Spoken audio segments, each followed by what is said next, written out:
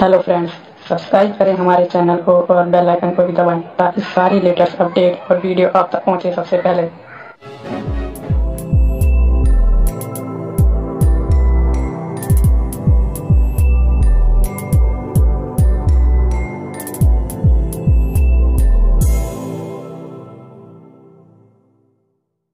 अस्सलाम वालेकुम, नमस्कार साथियों, हमें मुंबई से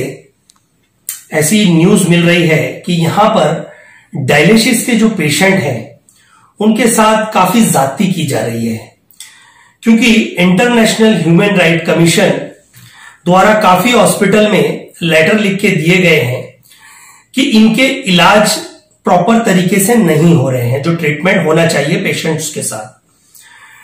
हमारे जो इंटरनेशनल ह्यूमन राइट्स कमीशन के महाराष्ट्र प्रेसिडेंट रेहान मेमन और साथ ही नेशनल सेक्रेटरी, जनरल सेक्रेटरी, इन लोगों ने हस्तक्षेप किया है और साथ ही साथ ये स्टेट की सरकार को आगाह किया है कि इन लोगों के साथ ऐसी ज्यादती ना की जाए, क्योंकि कहीं ना कहीं हॉस्पिटल्स के सबसे पहले अनहाइजेनिक इश्यूज के बारे में आप लोगों ने वीडियो में बाखूबी देख लिया है और समझ लिया है। जहां तक कि साइन हॉस्पिटल का सवाल है, आपने वो वीडियो देखा। उसके बाद कहीं ना कहीं शताब्दी हॉस्पिटल कांदिवली में है, वो इश्यूज रेज हुआ कि किस तरह से कोविड पेशेंट की बॉडीज, डेड बॉडी पड़ी है और वहीं पे जो कोरोना वायरस से अफेक्टेड लोग हैं उनका इलाज भी करा जा रहा है। ऐसे बहुत सारे मसले आए, कहीं ना कहीं क्लीनिनेस, अनहाइजेनिक इश्यूज के बारे में भी बहुत वीडियो वायरल हुए। तो हमारा उद्धव ठाकरे जी से ये एक आग्रह है कि सर जी, डायलिसिस पेशेंट बहुत परेशान है, क्योंकि डायलिसिस पेशेंट का आपको रूटीन पता है कि उनको किसी को वीकली में ब्लड चेंज करना होता है, किसी को monthly, as per the process उनकी बॉडी के हिसाब से। लेकिन कहीं ना कहीं जब वो हॉस्पिटल में ट्रीटमेंट के लिए जाते हैं तो उन्हें मना कर दिया जा रहा है कि भाई अभी ट्रीटमेंट के लिए कोविड पेशेंट्स की वजह से हॉस्पिटल फुल है, जिसकी वजह से उनकी हालतें और खराब हो रही हैं। तो कहीं ना कहीं हमारा ऐसा मानना है कि सरकार को इसमें हस्तक्षेप करना चाहिए। महाराष्ट्र के आरोग्य मंत्री राजेश टोपे जी से भी हमारी ये गुजारिश है, साथ ही साथ मुख्यमंत्री जी आपसे भी ये गुजारिश है कि ऐसे पेशेंटों के बारे में सोचा जाए। अगर हाँ, जब वो पेशेंट हॉस्पिटल में जाते हैं तो पहले ये कहा जाता है कि कोविड का टेस्ट करना होगा और कोविड के बाद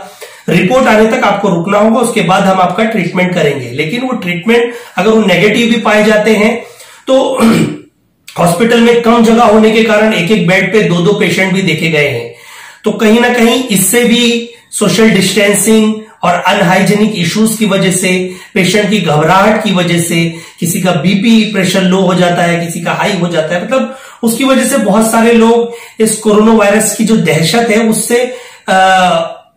मतलब डेड हो जाते हैं, जो काफी हद तक हमने देखने को मिला है। और एक विषय यह भी है कि कोरोना वायरस अगर जैसे पेशेंट हॉस्पिटल में जाते हैं तो सडनली उनकी जैसे डेथ हो गई तो उसके बाद हॉस्पिटल का ये कहना होता है कि हम आपको डेड बॉडी अभी नहीं देंगे, कोविड का टेस्ट किया जाएगा, जबकि वो पेशेंट की डेथ हार्ट अटैक से होती है या फिर कोई और चीजों से होती है, लेकिन सिम्टम कोविड के नहीं पाए जाते हैं। उसके बाद भी उन्हें 2 दिन के बाद जो वो रिपोर्ट आती है तो कोरोना वायरस का उन्हें डिसीज अफेक्टेड पाया जाता है। तो मेरी गुजारिश ये है राजेश टोपे जी से कि सर, एग्जैक्टली घर वालों को ये पूरा प्रॉपर पता चलना चाहिए कि इनकी डेथ हुई है तो कैसे, क्या रिपोर्ट में क्या मेंशन किया जाता है, क्योंकि काफी लोगों की तकरारें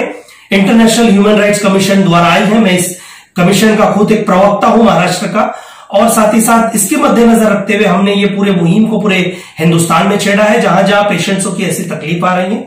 ज्यादातर मुद्दा मुझे यही कहना है कि डायलिसिस पेशेंट का ख्याल रखना चाहिए। मुंबई में कहीं भी, चाहे वो प्राइवेट हॉस्पिटल हो या गवर्नमेंट हॉस्पिटल हो, उन्हें एडमिट करें, ताबड़तोड़ उनका इलाज किया जाए, और कहीं ना कहीं अगर वो नेगेटिव है तो उनका इलाज करके उन्हें जल्द से जल्द स्वस्थ करके उन्हें घर भेज दिया जाए, क्योंकि वो अगर वो माहौल में रहते हैं कोविड पेशेंट के साथ गवर्नमेंट हॉस्पिटल में, जैसा बहुत सारे वीडियो में देखने मिला है, तो वो दहशत से ही उनकी आधी तबीयत खराब हो जाती है और दहशत से ही कहीं ना कहीं बहुत सारों की डेथ हो जाती है। ज्यादा ना कहते हुए जय हिंद। उनकी जब डेथ हो गई तो उसके बाद हॉस्पिटल का ये कहना होता है कि हम आपको डेड बॉडी अभी नहीं देंगे, कोविड का टेस्ट किया जाएगा, जबकि वो पेशेंट की डेथ हार्ट अटैक से होती है या फिर कोई और चीजों से होती है, लेकिन सिम्टम कोविड के नहीं पाए जाते हैं। उसके बाद भी उन्हें 2 दिन के बाद जो वो रिपोर्ट आती है तो कोरोना वायरस का उन्हें डिसीज अफेक्टेड पाया जाता है। तो मेरी गुजारिश ये है राजेश टोपे जी से कि सर एग्जैक्टली घर वालों को ये पूरा प्रॉपर पता चलना चाहिए कि इनकी डेथ हुई है तो कैसे, क्या रिपोर्ट में क्या मेंशन किया जाता है, क्योंकि काफी लोगों की तकरारें इंटरनेशनल ह्यूमन राइट्स कमीशन द्वारा आई है। मैं इस कमीशन का खुद एक प्रवक्ता हूं महाराष्ट्र का, और साथ ही साथ इसके मद्देनजर रखते हुए हमने ये पूरे मुहिम को पूरे हिंदुस्तान में छेड़ा है जहां जहां पेशेंट्सों की ऐसी तकलीफ आ रही है।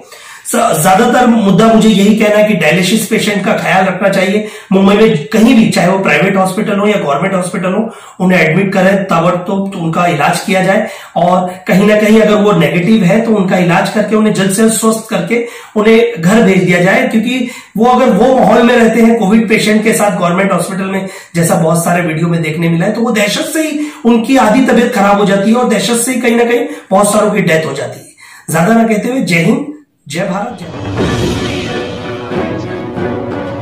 हेलो फ्रेंड्स, सब्सक्राइब करें हमारे चैनल को और बेल आइकन को भी दबाएं ताकि सारी लेटेस्ट अपडेट और वीडियो आप तक पहुंचे सबसे पहले।